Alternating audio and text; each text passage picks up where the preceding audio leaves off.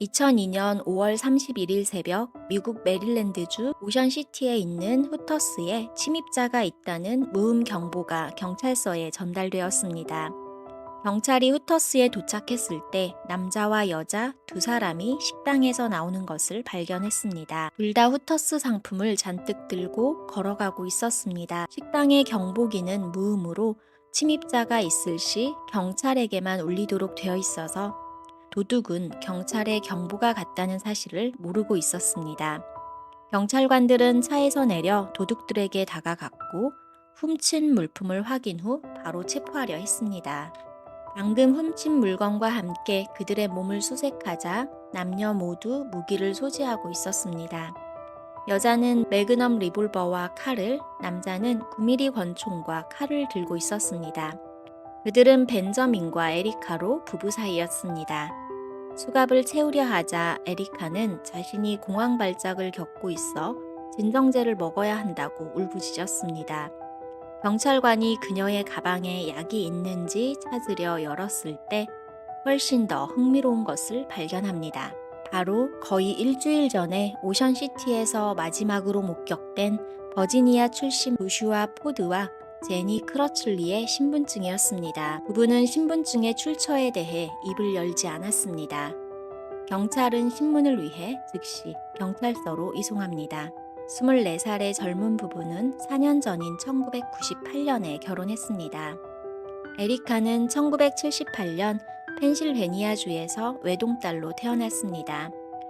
부모는 하나뿐인 딸을 금지옥엽 키웠고 아버지는 건설업을 해 부를 축적했기에 에리카는 모자람 없이 하고 싶은 것을 하며 자랐습니다. 악어와 뱀을 키우고 친구들과 어울려 술과 마약을 접하기도 했습니다. 그녀는 고등학교 시절 교내에서 스타 농구 선수이자 우등생이었습니다. 1996년에 졸업하고 대학에 운동 장학생으로 진학했습니다. 어느 날 친구와 클럽에 놀러 갔다가 동갑내기 벤저민 시프리트를 만났고 서로 이끌렸습니다. 그들은 취향과 취미가 비슷했고 특히 운동을 좋아하고 잘한다는 점에서 잘 통했습니다. 벤저민은 고등학교 때 수영선수였으며 인명구조요원으로 활동하기도 했습니다. 고등학교 졸업 후 그는 해군에 입대하고 각종 훈련에서 두각을 드러냈습니다. 주변 사람들에게 에리카와 벤자민은 피트니스를 삶의 최우선 순위로 여겼던 이쁘고 잘생긴 커플로 인식되었습니다. 데이트한 지 불과 몇 주 만에 벤자민은 에리카에게 프로포즈했습니다. 그녀의 친구와 가족은 반대했지만 그녀는 예스라고 대답했습니다. 1998년에 에리카와 벤저민은 친구나 부모님도 없이 오로지 둘이서만 결혼식을 올립니다. 2000년에 벤저민은 해군에서 무단 결석과 불복종을 포함한 다양한 범죄로 군법회의에 회부되었습니다. 결국 벤저민은 해군에서 불명예 제대를 당합니다. 에리카는 벤저민에게 위로 겸 애완동물로 키우기 위해 뱀을 사주었는데 벤저민이 좋아하는 히틀러라는 이름을 붙여줬습니다. 2001년 초 23살인 에리카와 벤저민은 에리카가 자란 곳 근처인 펜실베니아주로 이사했습니다. 에리카의 부모는 그제야 벤저민을 처음 만났지만 그들은 딸의 남편이 마음에 들지 않았습니다. 이곳에서 그들은 메모리 레인이라는 스크랩북 상점을 열었습니다. 고객이 사진이나 기억에 남는 스크랩을 가져오면 그들을 위해 스크랩북을 함께 만들고 꾸미는 것이었습니다. 부부는 또한 이베이에서 물건을 판매하기 시작합니다. 특히 영업이 끝난 레스토랑과 상점에 침입해 훔친 상품을 판매하기 시작했습니다. 그러다 2002년 5월 부부는 후터스를 털다 경찰에 잡힌 것입니다. 약 일주일 전인 2002년 5월 25일 부부는 결혼 후 처음으로 그들의 히틀러와 함께 여행을 떠났습니다. 메릴랜드주 오션시티를 목적지로 선택하고 시내 리조트를 빌렸습니다. 한편 51살의 제니와 그녀의 남자친구인 32살의 조슈아 포드도 현충일을 맞아 오션시티로 향하고 있었습니다. 버지니아주 출신인 이 커플은 약 1년 동안 함께하고 있었고 즐겁고 편안한 휴가를 기대하고 있었습니다. 5월 25일 저녁 조슈아 제니는 저녁을 먹고 술을 마신 후 시내에서 버스를 탔습니다. 그들은 다음 코스를 의논하고 있었고 버스 안에서 벤저민과 에리카 부부를 만났습니다. 여행객으로서 대화를 나누다 나이트클럽에 함께 가고 싶은지 물었습니다. 조시와 제니는 밝은 분위기의 젊은 부부와 함께 클럽에 가기로 동의했습니다. 네 사람은 클럽에서 함께 술을 마시고 이야기를 나누고 춤을 추며 즐거운 시간을 보냈습니다. 클럽의 영업시간이 끝나갈 때쯤 벤저민과 에리카는 조시와 제니에게 자신들의 리조트에서 술을 더 마실 것을 요청했습니다. 조시와 제니는 기꺼이 수락했고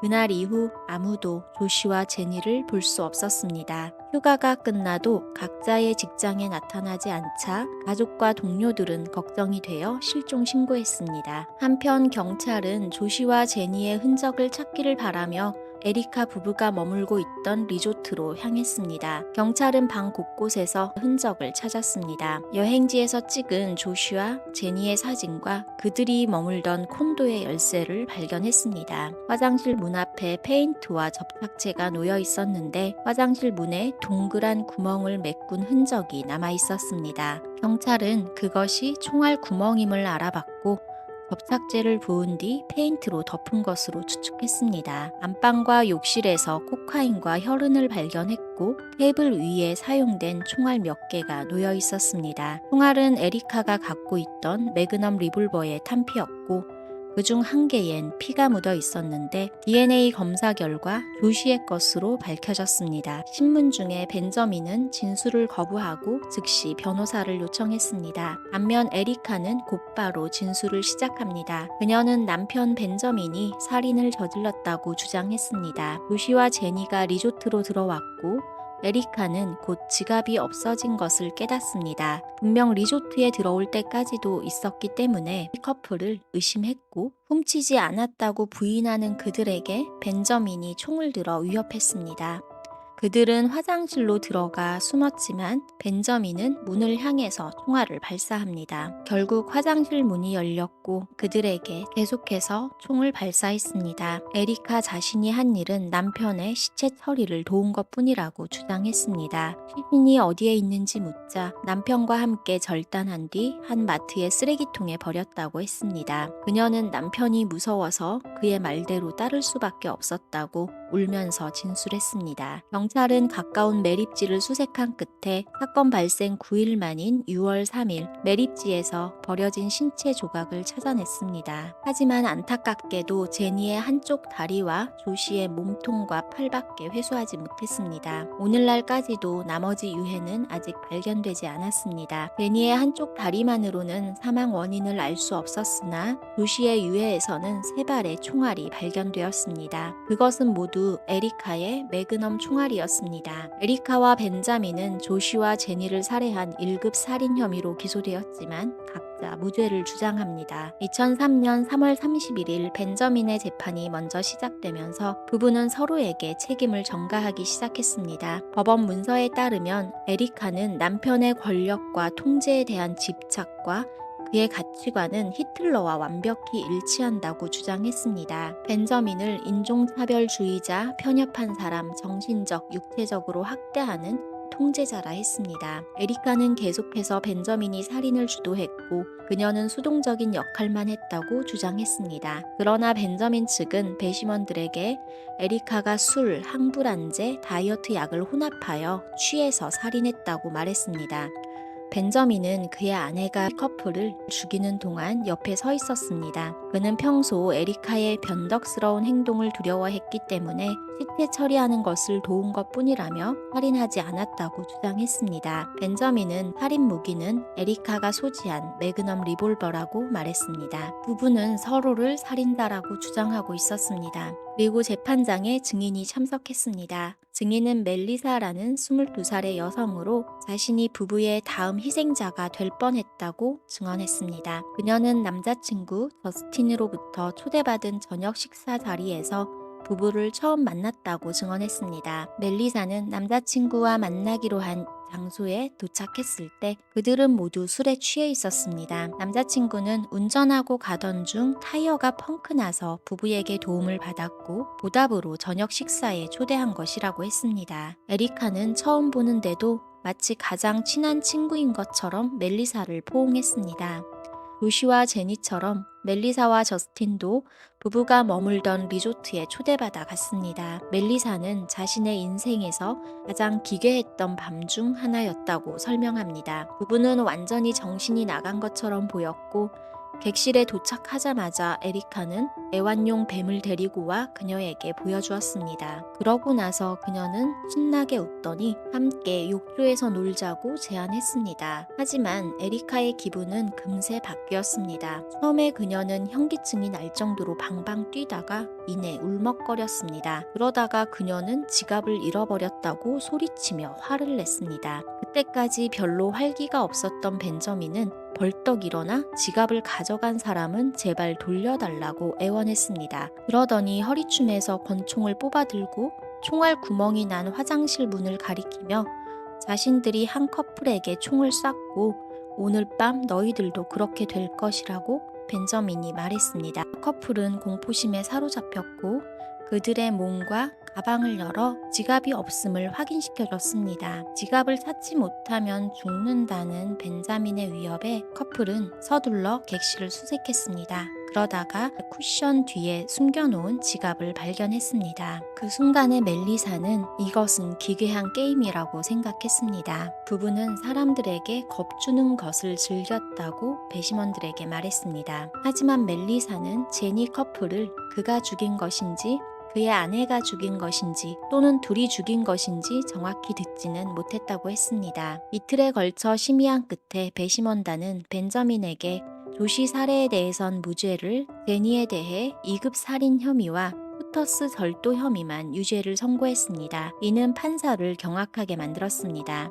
판사는 벤저민에게 부부가 저지른 스릴 넘치는 살인에 불과하다며 그에게 살해의 동기를 찾을 수 없다고 했습니다. 판사는 2급 살인과 1급 폭행 혐의로 30년, 사체 훼손 혐의로 5년을 선고합니다. 또한 물건을 훔치고 위험한 무기를 소지한 2급 강도 혐의로 그에게 징역 3년을 선고했습니다. 총 38년의 형이 선고된 것입니다. 그러면서 판사는 종신형을 받아 마땅하나 배심원의 편결에 구속되기에 본인의 판단과 다른 판결을 한다며 배심원단의 편결에 동의하지 않는 몇 안 되는 사례라고 덧붙였습니다. 판사는 벤저민이 형기의 절반을 복역한 후 가석방 자격이 있다는 점을 인정하면서 사건 파일에 메모를 남겼는데 거기에는 가석방 신청 당시 자신이 살아있다면 이에 반대할 수 있도록 통지를 받고 싶다고 적었습니다. 판사의 견해에 따르면 벤저민은 결코 자유인이 되어서는 안 됩니다. 에리카의 재판은 6월에 시작되었습니다. 그녀의 변호사는 에리카의 총이 실제로 남편의 소유로 등록되어 있다고 말했습니다. 그러나 이는 에리카가 총을 쏘지 않았다는 주장에 뒷받침은 못됐습니다. 총이 등록되어 있지 않다고 해서 총을 쏠 수 없는 것은 아닙니다. 검사는 배심원들에게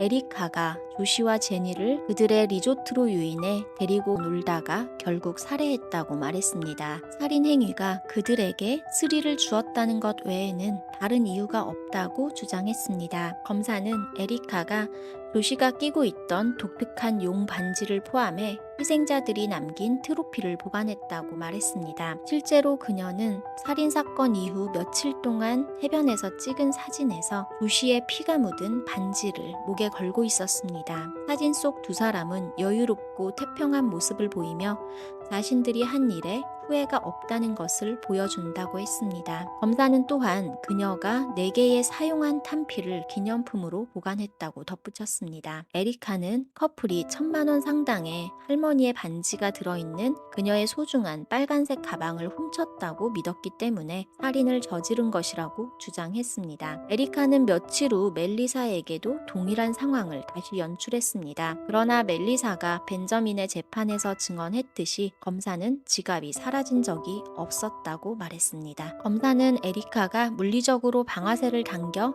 제니와 조시를 죽였는지에 대해선 의심이 있다 하더라도 그녀가 살인해서 남편을 돕는데 중추적인 역할을 했다는 것을 보여준다고 했습니다. 변호인은 에리카의 많은 책임을 벤저민에게 전가하고 에리카를 남편이 살인을 은폐하는 데 도움을 준 방관자로 주장했습니다. 에리카의 변호사는 그녀를 취약하고 조종당한 젊은 여성으로 변호했습니다. 검사는 누가 주도자이고 조력자인지를 떠나서 그냥 살인을 즐긴 한 팀이라고 말했습니다. 6월 10일 에리카는 조슈아 포드 1급 살인과 제니 크러틀리 2급 살인 혐의로 유죄 판결을 받았습니다. 에리카는 조시의 살해 혐의에 종신형을 선고받았고 제니 살해 혐의로 20년형을 선고받았습니다. 선고 이후 두 사람 모두 상소를 제기했지만 받아들여지지 않았습니다.